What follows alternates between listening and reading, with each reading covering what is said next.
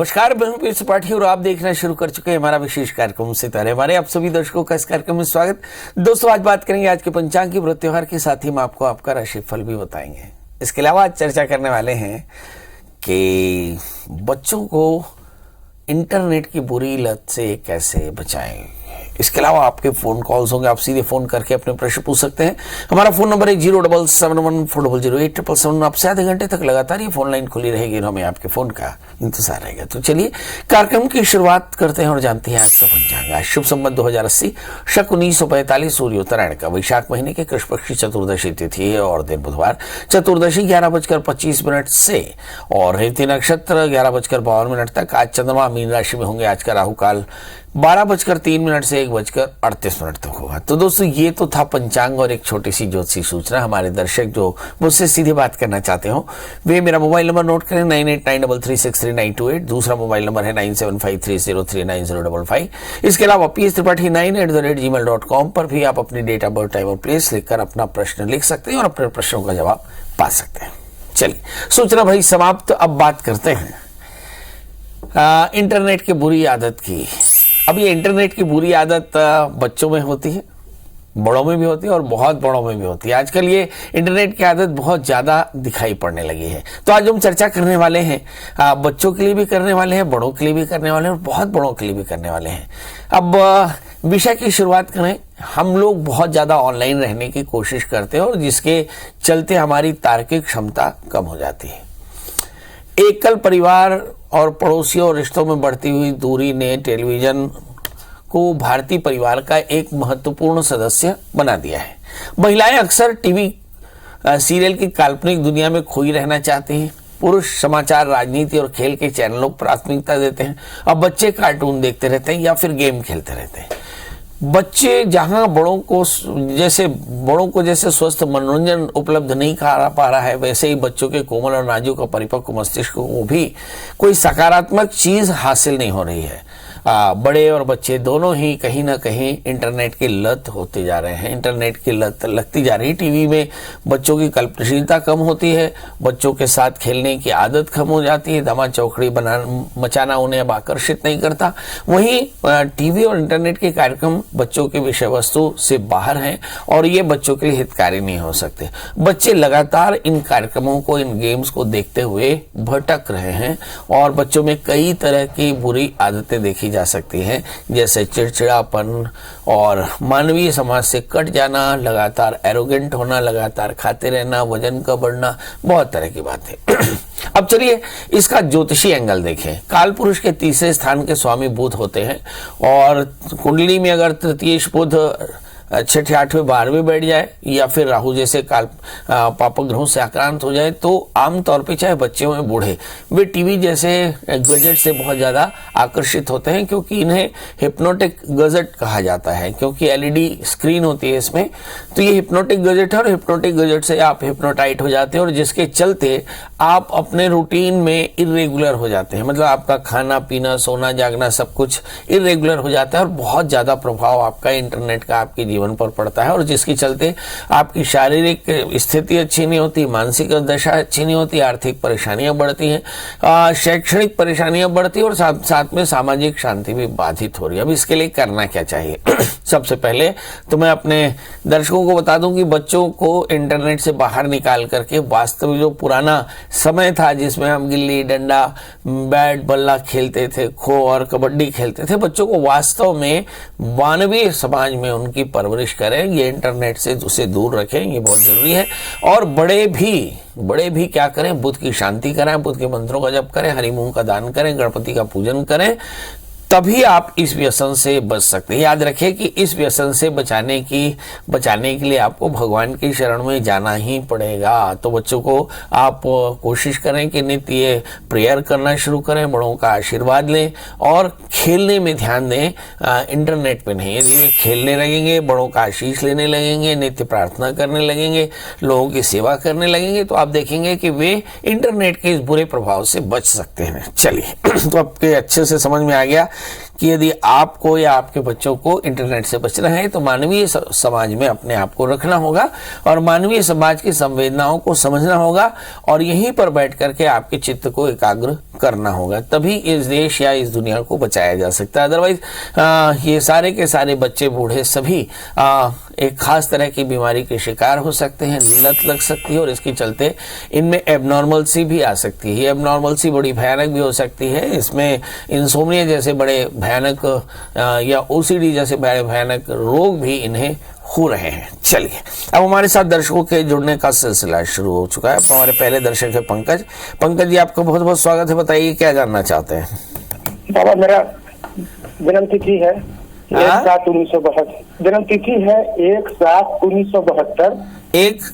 1 जुलाई। हाँ 1972। हाँ 10:31 रात्रि। जन्म स्थान झारखंड में गांव पड़ेगा पांकी, वहां का है।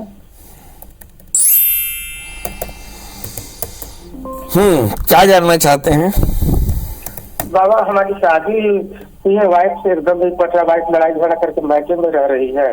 तो शादी का भविष्य कैसा है, इसमें सुधार का क्या उपाय है, कोई बताते? शादी का भविष्य कैसा है, शादी का उपाय कैसा है जी। आप गुस्सा नहीं करते हैं? थोड़ा तो है गुस्सा बाबा, हमको भी गुस्सा है ना जी। तो अकेले वाइफ को काहे दोष दे रहे हैं? नहीं दोस्त कहाँ दे रहे, मैंने नहीं करता। हम तो बहुत कंट्रोल में भी रहते हैं बाबा, तो भी नहीं सुनते। सब गलती वाइफे की है। ठीक ठीक, बहुत बढ़िया। चलिए आइए देखते हैं।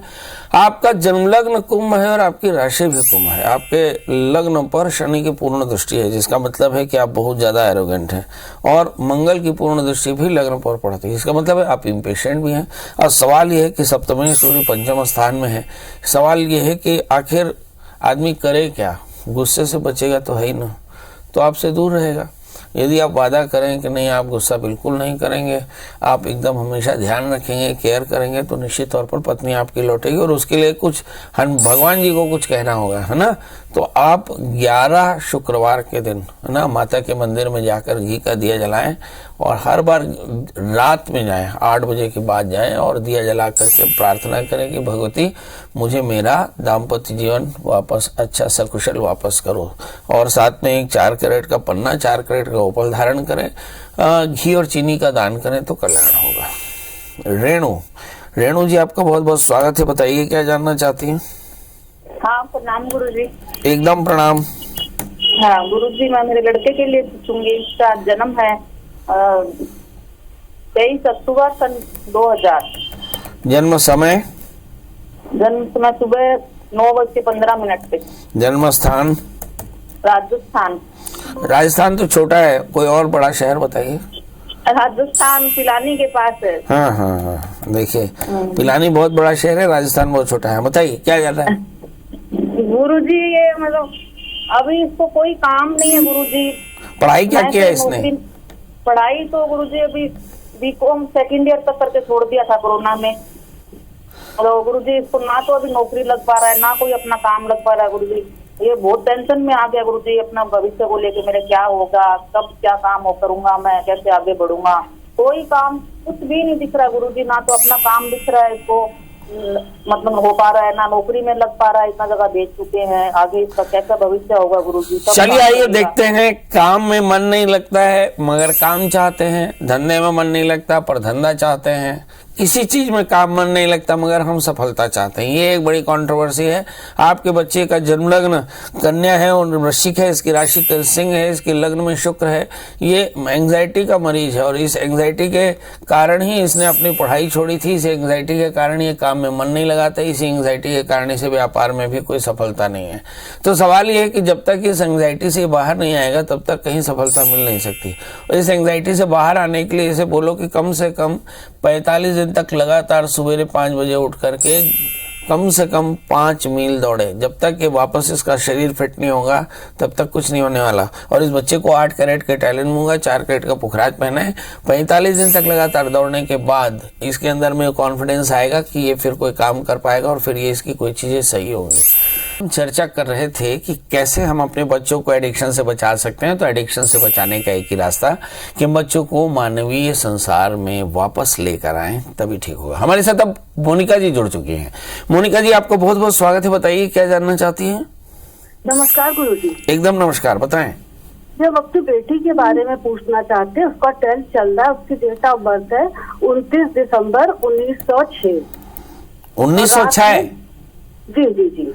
1906 कि 2006? जी, अरे सॉरी 2006। और जन्म समय? जी रात में 10:51 और स्थान जगदीशपुर है, लखनऊ की तरफ है। अच्छा, जानना क्या है? जी जानना चाहते हैं किस लाइन में कैरियर बनाए। वो अभी काफी कंफ्यूज है, वो मैथ्स से पढ़ रही है वो। नहीं मतलब अभी 12th में है? जी हाँ 12th में है। इस साल उसके IIT JEE सबकी तैयारी कर रही, मैथ साइंस से पढ़ रही। वाह, बहुत अच्छा। इस बच्चे का जन्म लग्न तुला है और इसकी जो राशि है वो है कुंभ। लग्न में बृहस्पति है। आगे चल करके इसे कंप्यूटर साइंस लेना चाहिए। कंप्यूटर साइंस लेकर ये पढ़ाई करे, क्योंकि इसका भाग्य राहु से आक्रांत होकर 6ठे स्थान में है। ये कंप्यूटर साइंस, IT और कंप्यूटर साइंस, इनमें से किसी एक में, इलेक्ट्रॉनिक, IT या कंप्यूटर साइंस में किसी एक में से एक सब्जेक्ट लेकर के और पढ़ाई करें। इसका समय बहुत अच्छा है। इस समय जो दशाएं चल रही हैं उन दशाओं पर भी अगर नजर डालें तो ये समझ में आता है कि शुक्र की अंतर्दशा है। दिमाग वैसे स्टैग्नेंट है, बहुत अच्छे परिणाम की अपेक्षा नहीं है और बहुत अच्छा परिणाम लाना होगा तो इसे बहुत मेहनत करनी होगी, तभी इसका बहुत अच्छा परिणाम आएगा, क्योंकि दिमाग इसका डिस्ट्रैक्ट हो रहा है। इसके लिए माता पिता को चाहिए कि शुक्र की शांति करा लें। और दूसरी बात, इस बच्चे को 4 कैरेट का पन्ना उपल धारण कराए तो कल्याण होगा। आज हम चर्चा कर रहे थे कि टीवी, मोबाइल, इंटरनेट के दबाव से इस नई पीढ़ी को कैसे बचाएं, इस पर चर्चा हो रही थी। सवाल यह है कि क्या टीवी, इंटरनेट के दबाव से भागा जा सकता है? बिल्कुल नहीं। आपकी सारी ऑनलाइन पढ़ाई इंटरनेट से होती है। तो सवाल यह है कि इस इंटरनेट को कैसे इस्तेमाल करें। तो इस इंटरनेट को बहुत सीमित मात्रा में ही इस्तेमाल करें और बकाए हिस्से में आप मानवीय दुनिया में रहें, तभी इस दुनिया का स्वस्थ रहना संभव है। अन्यथा हम सभी के सभी और इस परेशानी से फंस सकते हैं। तो दोस्तों, आप भी ध्यान रखें, मैं भी ध्यान रखूंगा। कल हम फिर मिलेंगे किसी नए विषय के साथ। तब तक मुझे दीजिए इजाजत। नमस्कार।